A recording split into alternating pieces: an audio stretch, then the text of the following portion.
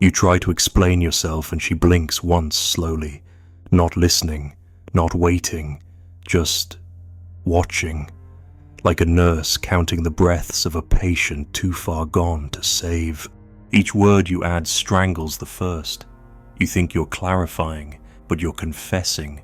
You think you're building closeness, but the temperature is dropping. Her silence isn't confusion, it's calculation. She already knows what you're trying to hide, and the more you explain, the less she feels. You wanted control. You handed it to her, somewhere, long ago. A boy stood in the kitchen, tripping over words in front of a mother who had already decided. He learned that words were lifelines, and now you still talk like survival depends on her understanding. But women do not admire the man who explains.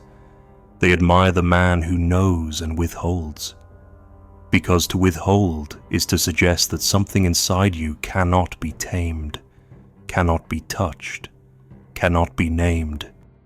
Mystery is the last masculine power. If this whisper already knows, you let it echo. Like the video. Leave your shadow in the comments. Subscribe and stay near the silence. She tilts her head just enough to signal softness, but her jaw is still clenched. You don't notice. You're already explaining. You believe the moment is tender, mutual, safe. But she's not listening to the content. She's listening to the need, the compulsion, the microscopic panic in your rhythm. She's watching how badly you want her to believe you, and she's cataloging it. Every man has a tell, and yours is your honesty. You think her smile is reassurance, but it's the kind of smile people give while holding a dying animal. Pity wrapped in detachment. She's not smiling because she's moved, she's smiling because she has leverage now. You didn't see it, but the moment your voice trembled, her spine straightened. Something inside her shifted, something ancient, and somewhere below your awareness, your chest tightens. You feel it, the imbalance, but you speak louder, clearer, softer, faster. You adjust. You want to be seen. You want her to know your heart. But all she hears is, "Here is my wound. Here is how to hurt me if you ever need to." The unconscious doesn't lie, and hers heard the subtext, "Please don't leave," and now it knows how. Your childhood made you this way. Don't deny it. You survived unpredictable love with predictable obedience. You learned to overexplain, not to connect, but to stay alive. You weren't allowed to be misunderstood. You had to anticipate anger before it formed. You weren't comforted, you were interrogated. So now, you pour yourself out too fast. You narrate every move before it's questioned. You make sure no one feels uncertain about who you are. But in that desperation to be known, you kill something irreplaceable. Mystery, the very thing that arouses admiration. The magnetic silence of a man who doesn't fill the room with reasons. The internal kingdom he never invites you into. That is what makes a woman lean forward. Not your pain, not your explanations, not your speech. Her nervous system is trained for predators and puzzles, not pamphlets. She doesn't want a manual. She wants to wonder if she even has you. She wants to guess. She wants to earn. But you gave it away. You handed her a confession before she even asked for one. Here's why I did that. Here's what I meant. Here's who I am. Here's what I fear. And with every word, the balance tipped. The one who speaks more has less power. The one who just listens owns the atmosphere. You didn't notice the smile had shifted. Just a little. Less warmth, more knowing. Like a teacher who already sees the answer key behind your eyes. You kept speaking anyway, hoping your clarity would prove something that you were good, safe, sincere. But that's not what she was testing. She wasn't testing your morality, she was testing your self-containment. And you failed. You thought that being transparent made you trustworthy. You were wrong. In the male psyche, transparency builds brotherhood. In the female psyche, transparency invites penetration. Not physical, but psychological. And once she sees everything, she owns it, she categorizes it, she loses interest. Because now, you are no longer the mirror. You are the mirror with smudges. Even the most nurturing woman will recoil once she knows you need to be explained. Once she knows your emotions are not directed, but bleeding. Once she senses that you are not leading the conversation, but begging to be forgiven inside it. That smile, it isn't for you. It's for her. It's the smile of someone who realizes she is no longer attracted to you, but still has to be kind. You don't believe it, do you? You still think that if you explain one more layer, she'll see the real you, the version untouched by trauma, distortion, or confusion. But that version doesn't exist. She doesn't want it to. She wants the version of you that doesn't require permission to remain unspoken. Ask yourself, why do you explain so much to people who don't ask? Why do you need someone to understand you in order to feel real? It's because you were punished, once, for being misunderstood. And now, you punish yourself preemptively. But she doesn't want your clarity. She wants your gravity. She wants to feel something under your silence. She wants to walk beside you and feel slightly out of reach. Like she has to earn her way closer. But you already handed her the map, the keys, the vault codes, and now you wonder why the treasure means nothing. Because mystery isn't about hiding, it's about refusing to justify. She wants to sense that your world is already complete and she is invited into it, not needed to define it. When you explain yourself, you flip that power. You hand her the reins. You say, "Here, take me apart, make me feel whole." She will smile, she might nod, she might even touch your hand, but something has already died, not because she's cruel, but because her unconscious registers your unraveling as weakness, not kindness, not truth, not openness, weakness. You have handed her your secret without her earning it, and what is free is rarely valued. So now she knows, and she'll never unknow it. You can't reseal the jar. You can't re-hide what you confessed in desperation. She may stay, she may even love you, but she will never admire you the same way.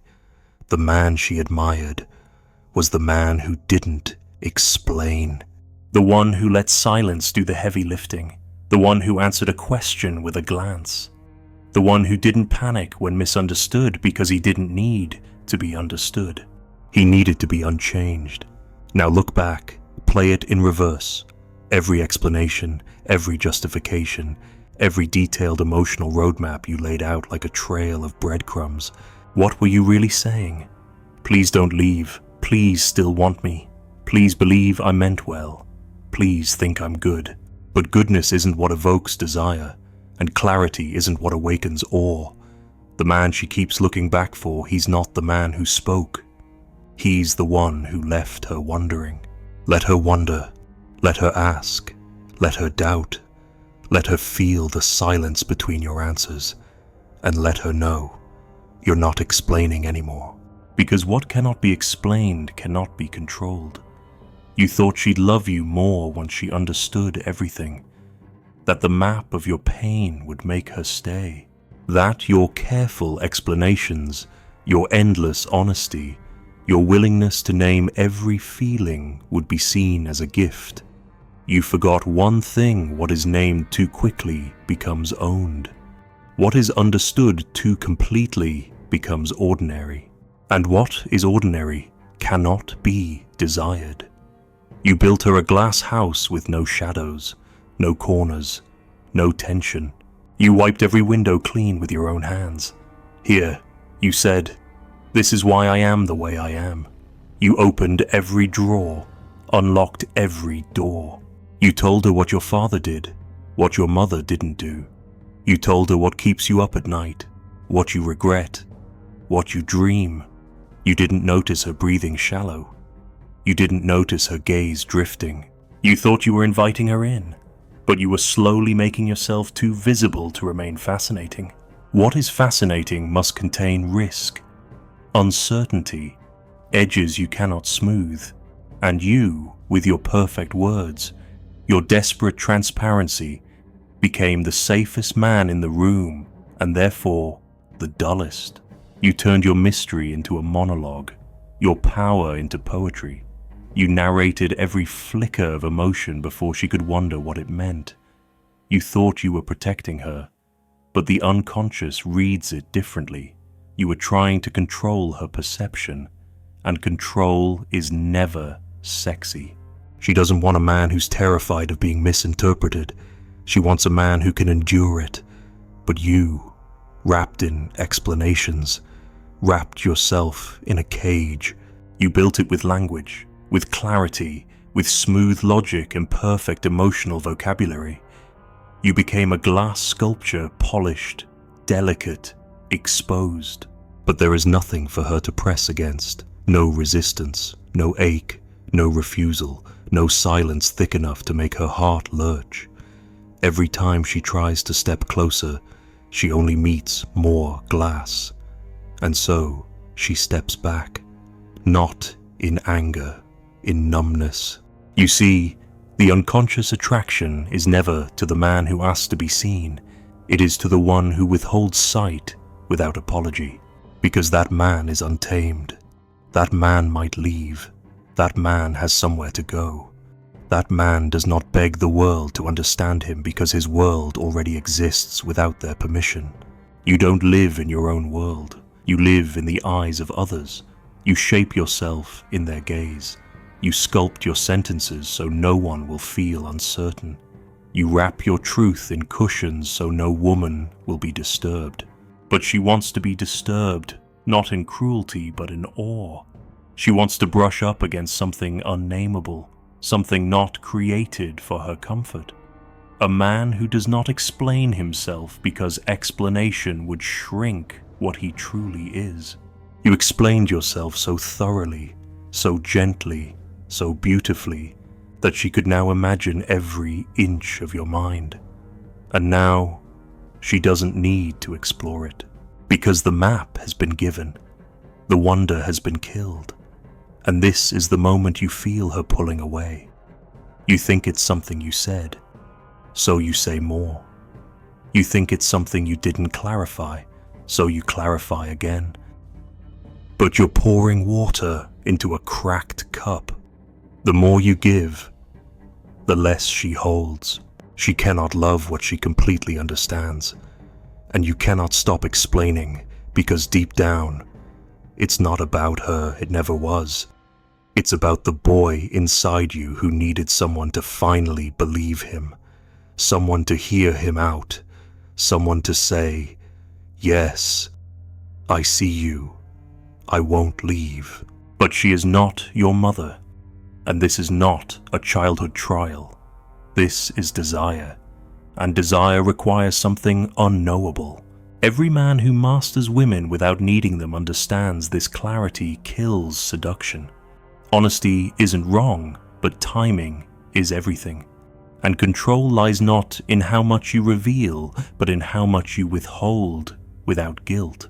But you feel guilty, you feel afraid, you feel dishonest if you don't say everything, so you say too much, again, and she blinks.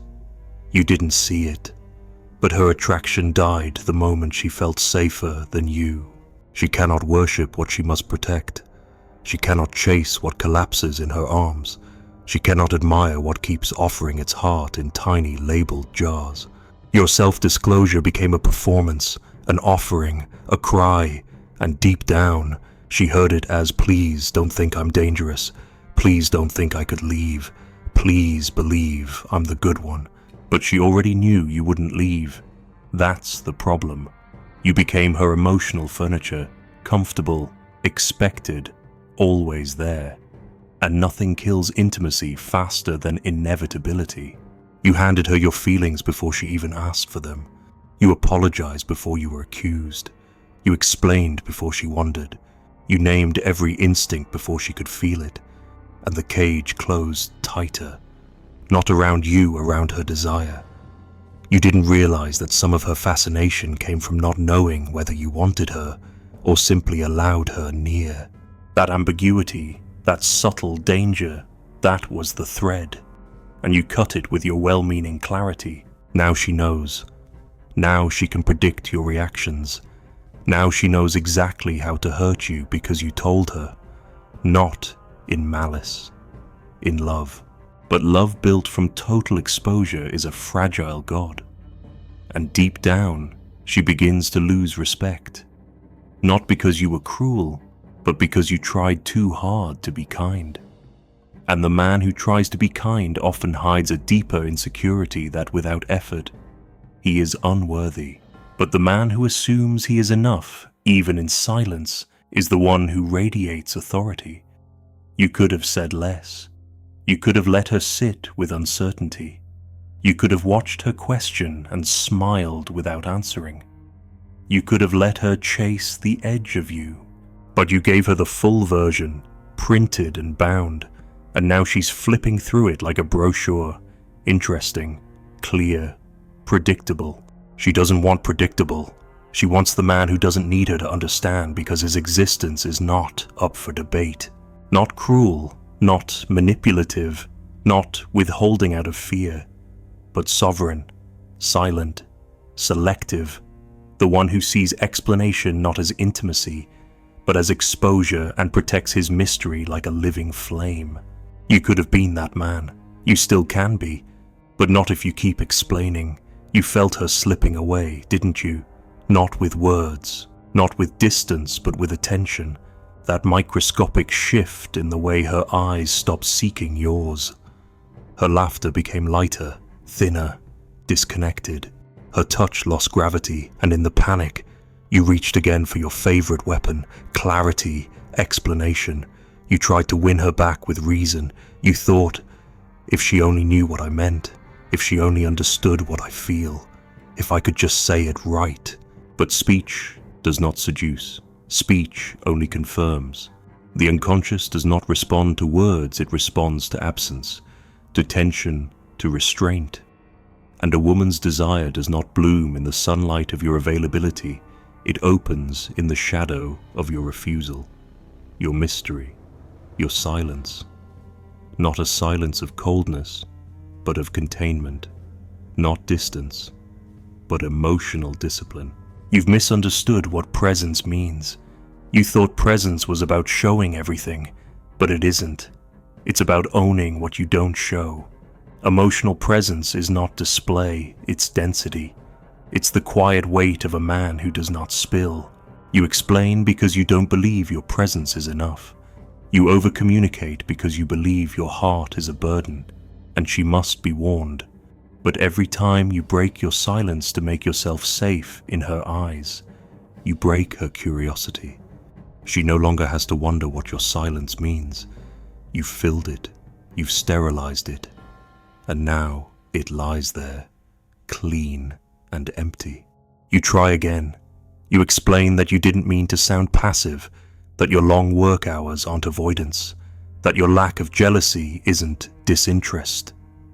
You hand her your motives on a silver tray, hoping she'll say, "Now I understand. Now I see the man behind the words." But the man behind the words disappeared the moment you made him explain himself. Do you remember what she looked like when she still wondered about you, that soft narrowing of her eyes? The way her body angled toward yours, searching for a center she could not predict. That ache in her silence, that urgency to be let in, that thrill of not quite having you. You buried that version of her beneath your own insecurity. And now she doesn't have to wonder. You already told her everything. You gave her the backstory, the context, the conclusion. You handed her the thread and showed her exactly how to pull it. And when she pulled it, nothing unraveled. Because the thread was never meant to be handed over. It was meant to be glimpsed. That's the law. The law of emotional withholding is not cruelty. It is gravity. It is the natural force that keeps desire orbiting a center it cannot fully enter. You do not have to be distant. You do not have to be cruel. You only have to be unavailable to full access. You must have a core that does not bend to comfort or explanation or anxiety. The modern mind tells you otherwise, that communication is love, that transparency is safety, that vulnerability is virtue. And yes, there is a place for vulnerability, but only when it is not compulsive, when it is not offered before it is earned, when it comes with risk, not as a strategy to keep her near. Most men do not understand that their emotional flooding is not love, it's fear. You don't share to connect. You share to anchor. You share to create obligation. You offer your inner life in hopes that she will offer her loyalty.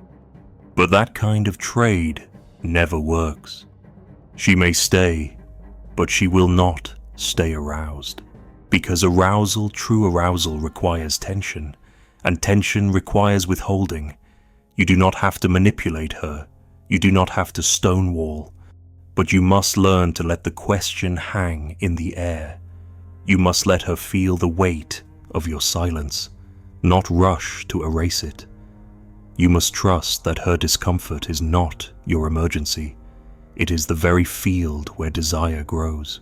The man she keeps thinking about, the one who walks away at the exact moment she starts to believe she has him, that is the man who understands this law. And you are still narrating your wounds, hoping your voice will be enough. But it's not your voice she wants. It's your opacity. She wants to sit across from you and feel the presence of something withheld, something that isn't hers, something that may never be. She wants to walk beside you and feel that some part of you will always belong to you alone, because then she knows she is near a man who does not need her to complete him. You think you're showing strength when you share, but real strength is not how much you reveal. It is how much you refuse to explain.